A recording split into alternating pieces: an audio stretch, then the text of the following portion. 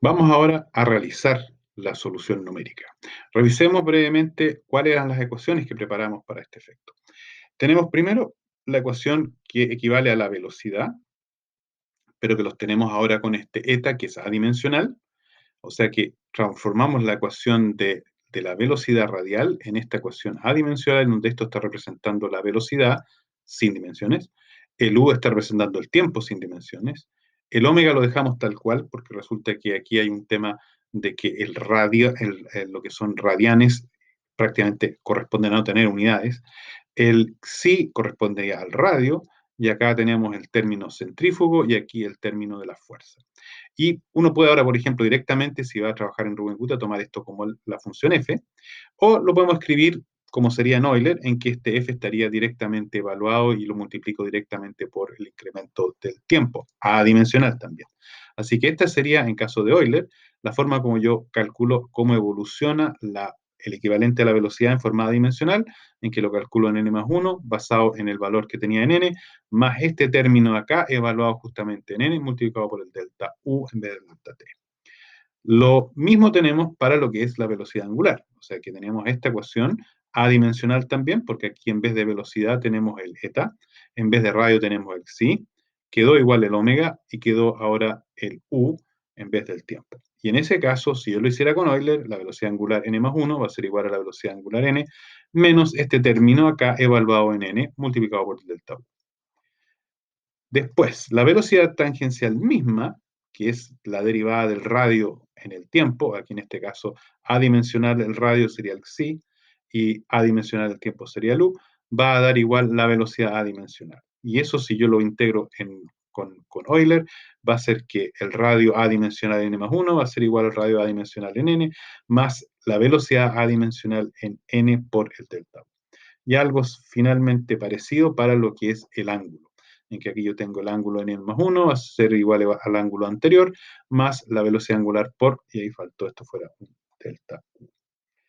Ahora tenemos las condiciones de renormalización, las condiciones que se tienen que cumplir. O sea que la velocidad angular, que era esta condición que teníamos acá, la velocidad angular para cualquiera de los n que estamos calculando, multiplicado por el equivalente del radio, psi sub n al cuadrado tienen que ser igual a una constante. No necesariamente el momento angular, de hecho, no tiene dimensiones de momento angular, sino es lo que al final tenemos como valor inicial de este producto. Así que de hecho, en la primera iteración, uno lo calcula en la primera vez con los valores iniciales, y ese es el valor que anda vigilando que se esté cumpliendo. Y si este valor comienza a moverse, a desplazarse, uno corrige, por ejemplo, directamente modificando la velocidad angular. Lo mismo ahora podemos hacer con la energía, que es nuestra segunda condición. Esta es la energía, pasada con estos valores, la habíamos llevado a esta expresión, en que aquí yo tengo el eta sub n al cuadrado más el omega sub n al cuadrado menos 1 sobre xi sub n. Esto es lo que tiene que mantenerse constante, y yo lo puedo usar, por ejemplo, para corregir si empieza esta constante a variar, la tomo con las condiciones iniciales, y si empieza a variar yo puedo corregir aquí lo que sería el eta sub n, y con eso puedo adecuar, con lo cual el error lo voy reduciendo manualmente o digamos, automáticamente en función de ir asegurándome que la energía se conserve. Ahora hay códigos tanto para Euler como para Runge-Kutta, tanto en, en el lenguaje Java, Python como C++. Veamos entonces Euler primero, que es más simple para el caso Java. En este caso, primero tenemos las dos funciones.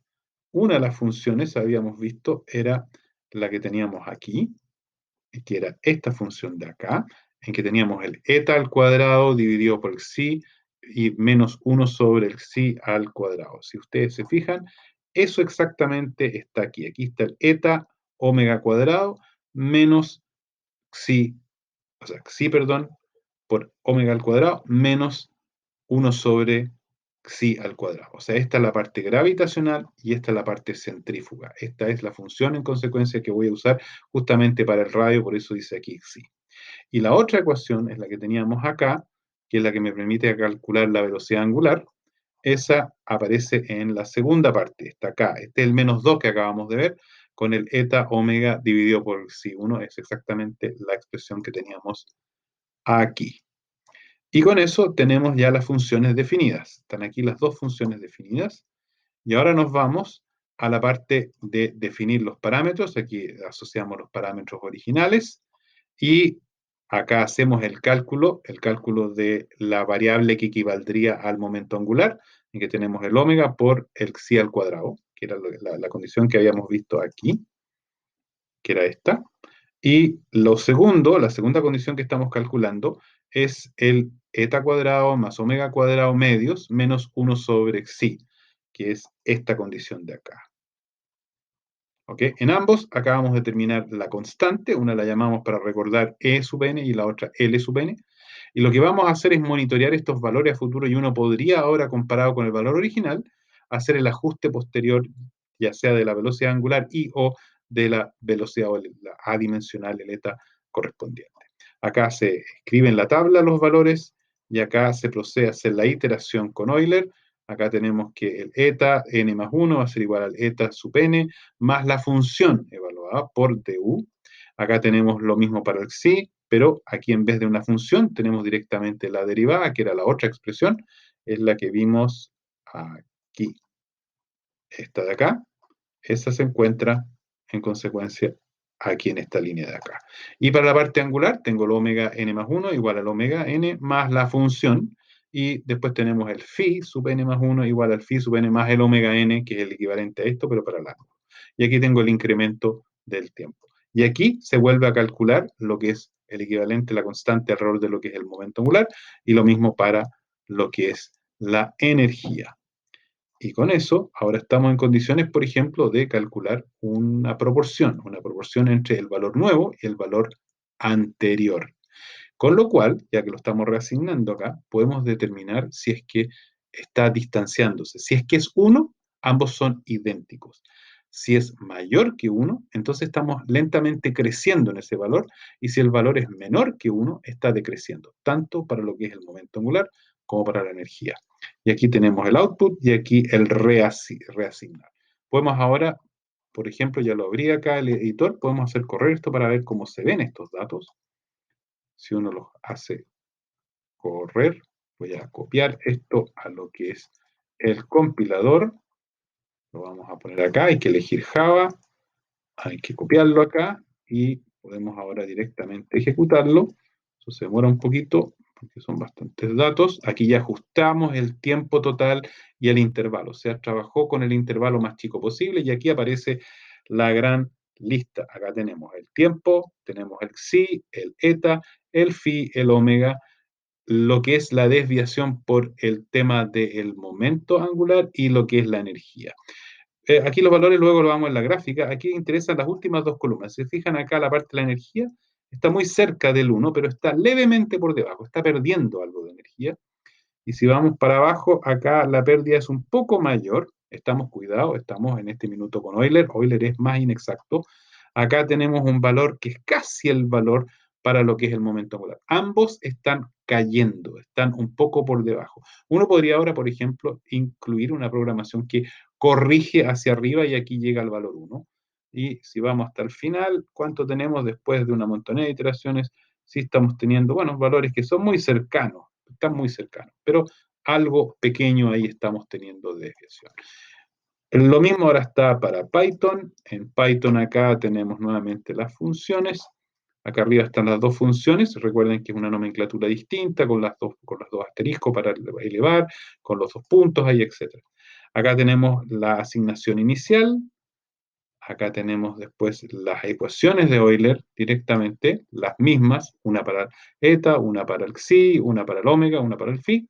Acá tenemos el cálculo justamente de lo que es la componente para controlar lo que es el momento angular, controlar lo que es la energía, el print, la reasignación. No lo voy a hacer correr, da prácticamente el mismo tipo de datos. Lo mismo en C++, no vamos a funciones más rápido, que es muy parecido, de hecho es directamente copiar las cosas desde el Java, y acá tenemos las ecuaciones de Euler. Eso es cuando uno lo hace con Euler. Veamos en Rungekuta, la gran ventaja si uno ya lo escribió en Euler. Ahora, eso sí, cuidado, aquí hay una pequeña diferencia que se me ha olvidado que hay que hacer. Aquí tenemos que trabajar con 4 funciones. ¿Por qué? Porque recordemos que yo tengo que aplicarla para cada derivada, tengo que tener la famosa función. Entonces tengo una función para el eta y una función para el xi. La para el eta es la que teníamos en delante, y la para el xi es directamente el eta. Era la ecuación en que sencillamente me aparece el eta, que es básicamente esta ecuación de acá. Aquí la segunda función es esta. ¿Ok? En consecuencia, tengo aquí para este cálculo que incluir una función que sencillamente tenga aleta, porque así es más fácil escribir las relaciones para... O sea, lo podría hacer directo, escrito, pero se vuelve medio enredado. Es mucho más simple trabajar con las funciones porque uno agarra el código que lo tenía escrito para Euler, reemplaza con las ecuaciones para Runge-Kutta y corre de inmediato. Y acá tengo la función para el omega y para el phi. Y ahora tenemos que mirar cómo quedan las ecuaciones para, porque aquí están las reasignaciones, aquí está nuevamente la parte para el momento angular, para la energía, para poder controlar. Y ahora vamos a ver todo el enredo que hay para Runge-Kutta. Nuevamente tengo un K1, un K2, un K3, un K4.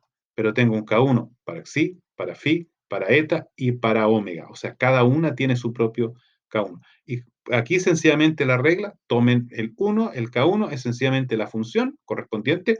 O sea, para el Xi tomo la función Xi, para el Phi tomo la función Phi, etc. Evaluada. Punto.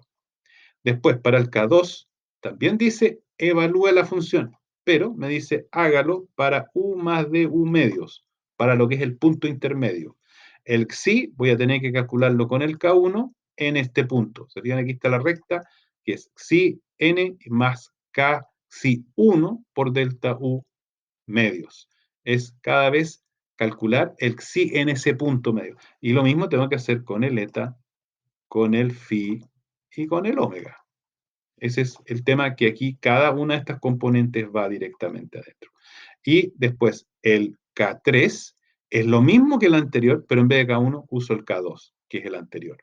O sea que aquí, por ejemplo, dice phi n más K i, o sea, phi 2 de U medios. Y finalmente el último, o sea, si al final se ve complejo, pero si uno ya entendió la mecánica de Runge-Kutta, es directamente escribirlo. Y acá tengo la última en que uno va al punto con el K3, va al final del cuento. Trata de adivinar dónde quedó el punto final. Y después, cuando lo aplica, es estas típicas ecuaciones donde tengo los K sumados ponderados con 2, con 1, con 2, con 2 y con 1, y lo divido por 6. Y si lo hago correr, obtengo los datos correspondientes. Acá hagámoslo correr para que se vea cómo funciona esto. Así que vamos a tener que copiarlo nuevamente al mismo compilador.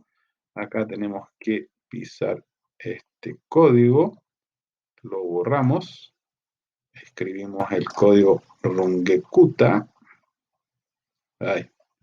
acá borrado, copiado, y lo ejecutamos. Veamos si corre bien, si no hay errores. Y ahí apareció. Y si se fijan, acá los valores iniciales, acá ya habíamos observado en el otro una pérdida importante, acá la pérdida es menor. Están todos muy cercanos. También están un poco abajo. Acá después él se corrige un poco, en delante alcancé a ver un 1, esta es la parte de la energía. Aquí estamos sobre el 1, o sea que está inventando energía. También Runge-Kutta no es perfecto en ese sentido. Ahí vuelvo a perder, inventar, etc. Ahí está oscilando. Así que eso sería en el caso que yo tengo para Runge-Kutta Java. También tenemos el Runge-Kutta con Python, que aquí tenemos las mismas relaciones. No puede casi rasparla, no tenemos el punto coma final, pero básicamente el resto son comandos muy similares. Y en el caso de C++, nuevamente es directo porque el Java es un hermanito de lo que es el C++, así que tengo las 4 funciones y aquí se copia de hecho directamente el código, de modo que no es problema. Y ahora veamos el análisis final, eso puede ser interesante. Este gráfico de acá representa, abajo está escrito, la curva azul es el Xi, que es el radio, y la curva naranja es el eta, que es la velocidad. Acá arriba lo tenemos para lo que es Euler, aquí lo tenemos para 4 Runge-Kutta. Y si se fijan, el radio está bastante bien. De hecho, tenemos aquí la oscilación en una elipse, porque no tenemos un radio fijo, no se quedó en 1, sino oscila. Y con los parámetros que elegimos oscila bastante. O sea, aquí casi esto, un poquito da un poco susto, que es más de lo que yo esperaría, aunque habría que revisar eso si estamos bien o no, pero está oscilando y se porta más o menos bien, pero tiene una oscilación correspondiente. Y lo que es la velocidad, tenemos esta velocidad, una oscilación, que aquí está llegando, aquí está el eje de la velocidad, o tiene valores negativos, o sea, se aleja, se acerca, se aleja, se acerca. O sea, y en ese caso aquí observamos un problema. Aquí tenemos este valor, que esto debería repetirse, y este tiene levemente un valor superior, igual que acá, tiene levemente un valor inferior. Ahí está justamente ganando y perdiendo energía. Y si uno mira el tema en Runge-Kutta, estos son muy parecidos, o sea, Runge-Kutta está bastante mejor. Igual si uno quisiera ahora modelar, qué sé yo, por varios años esto, ese error iría incrementándose y ahí la renormalización sería una solución excelente para asegurar que el resultado en el tiempo incluso se mantenga y yo pueda calcular con esto sin tener problemas que si quiero modelar ahora 100 años a futuro, voy a tener un problema gigante en poder pronosticar. Y si uno quiere justamente pronosticar a largo plazo, el error se nos va multiplicando y este tipo de ajuste a través de las ecuaciones de conservación es la salvación para poder trabajar para este tipo de situaciones más extremas. Eso concluye nuestro modelo de dos cuerpos.